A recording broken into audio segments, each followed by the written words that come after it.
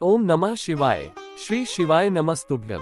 हर हर महादेव। प्यारे भक्तों, आप सभी का स्वागत है हमारे YouTube चैनल सनातन धर्म में। ये श्री शिव महापुराण की विदेश्वर संहिता का 14वां अध्याय है। इसमें हम भगवान शिव के द्वारा 7 वारों यानी सोमवार, मंगलवार आदि का निर्माण, अग्नि यज्ञ, देव यज्ञ और ब्रह्म यज्ञ आदि का वर्णन तथा उनमें देवाराधन से विभिन्न प्रकार के फलों की प्राप्ति का कचन आदि का वर्णन सुनेंगे। अब 14वां अध्याय शुरू करते हैं। ऋषिगण बोले, हे प्रभु, अग्नि यज्ञ, देव यज्ञ, ब्रह्म यज्ञ, गुरु पूजा तथा ब्रह्म तृप्ति का क्रमशः हमारे समक्ष वर्णन कीजिए।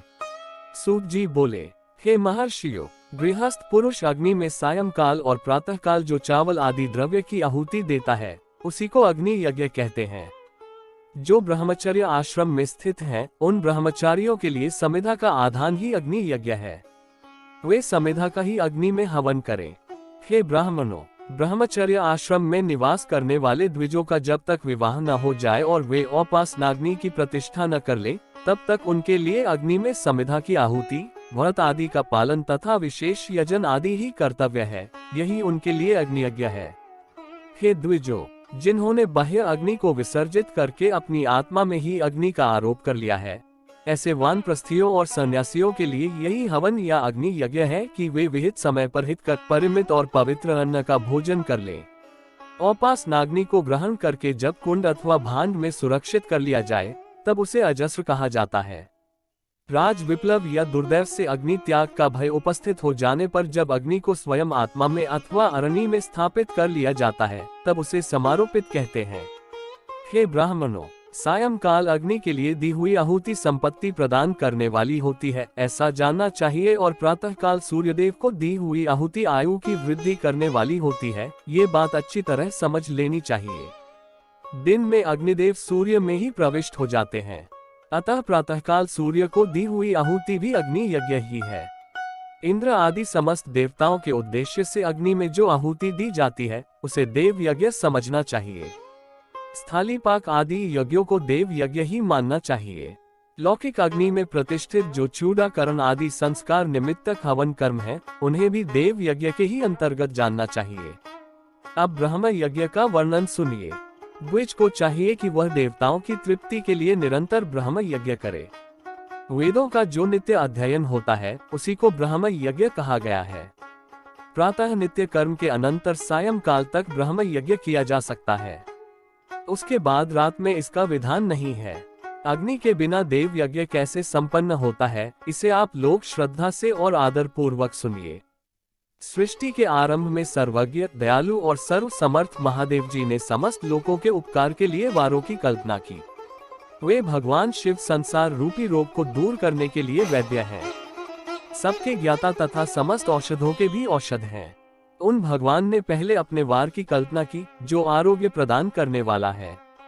तत्पश्चात उन्होंने अपनी माया शक्ति का वार बनाया जो संपत्ति प्रदान करने वाला है।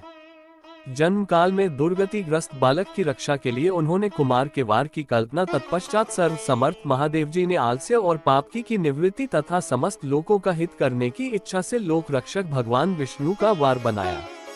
इसके बाद सबके स्वामी भगवान शिव ने पुष्टि और रक्षा के लिए आयु कर्ता तथा त्रिलोक सृष्टा परमेष्ठी ब्रह्मा का आयुष्कारक वार बनाया, जिससे संपूर्ण जगत के आयुष्य की सिद्धि हो सके। इसके बाद तीनों लोकों की वृद्धि के लिए पहले पुण्य पाप की रचना की। तत्पश्चात उनके करने वाले लोगों को शुभाशुभ फल देने के लिए भगवान शिव ने इंद्र और यम के वारों का निर्माण किया। ये दोनों वार क्रमशः भोग देने वाले तथा लोगों के मृत्यु भय को दूर करने वाले हैं।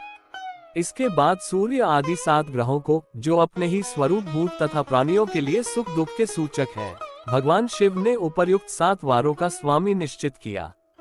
वे सब के सब ग्रह नक्षत्रों के ज्योतिर्मय मंडल में प्रतिष्ठित हैं। शिव के वार या दिन के स्वामी सूर्य हैं।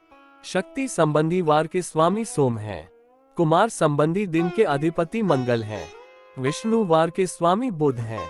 ब्रह्मा जी के वार के अधिपति बृहस्पति हैं। इंद्र वार के स्वामी शुक्र और यम वार के स्वामी शनैश्चर हैं। अपने अपने वार में की हुई उन देवताओं की पूजा उनके अपने अपने फल को देने वाली होती है। सूर्य आरोग्य के और चंद्रमा संपत्ति के दाता हैं। मंगल व्याधियों का निवारण करते हैं, बुध पुष्टि देते हैं, बृहस्पति आयु की वृद्धि करते हैं, शुक्र भोग देते हैं और शनैश्चर मृत्यु का निवारण करते हैं। ये 7 वारों के क्रमशः फल बताए गए हैं, जो उन देवताओं की प्रीति से प्राप्त होते हैं। अन्य देवताओं की भी पूजा का फल देने वाले भगवान शिव ही हैं। देवताओं की प्रसन्नता के लिए पूजा की 5 प्रकार की ही पद्धति बनाई गई। उन देवताओं के मंत्रों का जप ये पहला प्रकार है। उनके लिए होम करना दूसरा, दान करना तीसरा तथा तप करना चौथा प्रकार है। किसी वेदी पर, प्रतिमा में, अग्नि में अथवा ब्राह्मण के शरीर में आराध्य देवता की भावना करके 16 उपचारों से उनकी पूजा या आराधना करना 5वां प्रकार है। इनमें पूजा के उत्तरोत्तर आधार श्रेष्ठ हैं। पूर्व कुष्ठ पूर्व के अभाव में उत्तरोत्तर आधार का अवलंबन करना चाहिए। दोनों नेत्रों तथा मस्तक के रोग और रोग की शांति के लिए भगवान सूर्य की पूजा करके ब्राह्मणों को भोजन कराए। तदनंतर 1 दिन, 1 मास, 1 वर्ष अथवा 3 वर्ष तक लगातार ऐसा साधन करना चाहिए। इससे यदि प्रबल प्रारब्ध का निर्माण हो जाए तो रोग एवं जरा आदि का नाश हो जाता है। इष्टदेव के नाम मंत्रों का जप आदि साधन वार आदि के अनुसार फल देते हैं। रविवार को सूर्यदेव के लिए, अन्य देवताओं के लिए तथा ब्राह्मणों के लिए विशिष्ट वस्तु अर्पित करें। ये साधन विशिष्ट फल देने वाला होता है तथा इसके द्वारा विशेष रूप से पापों की शांति होती है। विद्वान पुरुष सोमवार को संपत्ति की प्राप्ति के लिए लक्ष्मी आदि की पूजा करे तथा सपत्नीक ब्राह्मणों को घृतपक व अन्न का भोजन कराए। मंगलवार को रोगों की शांति के लिए काली आदि की पूजा करे तथा उड़द, मूंग एवं अरहर की दाल आदि से युक्त अन्न ब्राह्मणों को भोजन कराए। विद्वान पुरुष बुधवार को दधियुक्त अन्न से भगवान विष्णु का पूजन करे। ऐसा करने से सदा पुत्र, मित्र और स्त्री आदि की पुष्टि होती है। जो दीर्घायु होने की इच्छा रखता हो वह गुरुवार को देवताओं की पुष्टि के लिए वस्त्र, यज्ञोपवीत तथा घृत मिश्रित खीर से यजन पूजन करे। भोगों की प्राप्ति के लिए शुक्रवार को एकाग्रचित होकर देवताओं का पूजन करे और ब्राह्मणों की तृप्ति के लिए षड्रस युक्त अन्न का दान करे। इसी प्रकार स्त्रियों की प्रसन्नता के लिए सुंदर वस्त्र आदि का दान करे। शनैश्चर आप मृत्यु का निवारण करने वाला है। उस दिन बुद्धिमान पुरुष रुद्र आदि की पूजा करे। तिल के होम से, दान से देवताओं को संतुष्ट करके ब्राह्मणों को तिल मिश्रित अन्न भोजन कराए। जो इस तरह देवताओं की पूजा करेगा वह आरोग्य आदि फल का भागी होगा। देवताओं के नित्य पूजन, विशेष पूजन, स्नान, दान, जप, होम तथा ब्राह्मण तर्पण आदि में एवं रवि आदि वारों में विशेष तिथि और नक्षत्रों का योग प्राप्त होने पर विभिन्न देवताओं के पूजन में सर्वज्ञ जगदीश्वर भगवान शिव ही उन देवताओं के रूप में पूजित होकर सब लोगों को आरोग्य आदि फल प्रदान करते हैं। देश, काल, पात्र, द्रव्य, श्रद्धा एवं लोक के अनुसार उनके तारतम्य क्रम का ध्यान रखते हुए महादेव जी आराधना करने वाले लोगों को आरोग्य आदि फल देते हैं।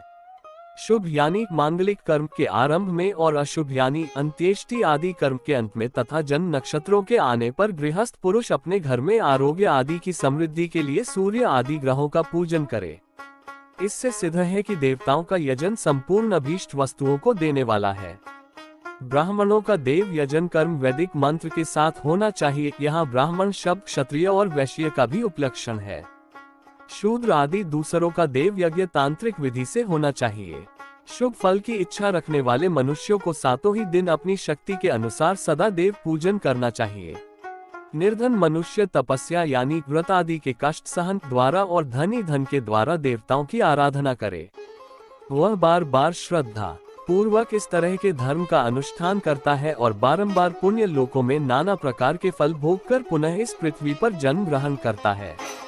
धनवान पुरुष सदा भोग सिद्धि के लिए मार्ग में वृक्ष आदि लगाकर लोगों के लिए छाया की व्यवस्था करे।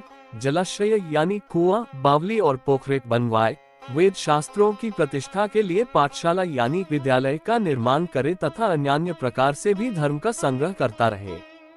समयानुसार पुण्य कर्मों के परिपाक से यानी अंतःकरण शुद्ध होने पर ज्ञान की सिद्धि हो जाती है। द्विजो, जो इस अध्याय को सुनता, पढ़ता अथवा दूसरों को सुनाता है उसे देव यज्ञ का फल प्राप्त होता है। इस प्रकार श्री शिव महापुराण के अंतर्गत प्रथम विद्येश्वर संहिता में अग्नियज्ञ, देवयज्ञ, वारों के निर्माण आदि का वर्णन नामक 14वां अध्याय पूर्ण हुआ। इसके अगले यानी विद्येश्वर संहिता के 15वें अध्याय में हम देश, काल, पात्र और दान आदि के विचार का वर्णन सुनेंगे। 15वां अध्याय अवश्य सुने और हमारे YouTube चैनल सनातन धर्म को सब्सक्राइब जरूर करें ताकि हर एक वीडियो की नोटिफिकेशन आपको मिलती रहे। ओम नमः शिवाय। श्री शिवाय नमस्तुभ्यम। हर हर महादेव।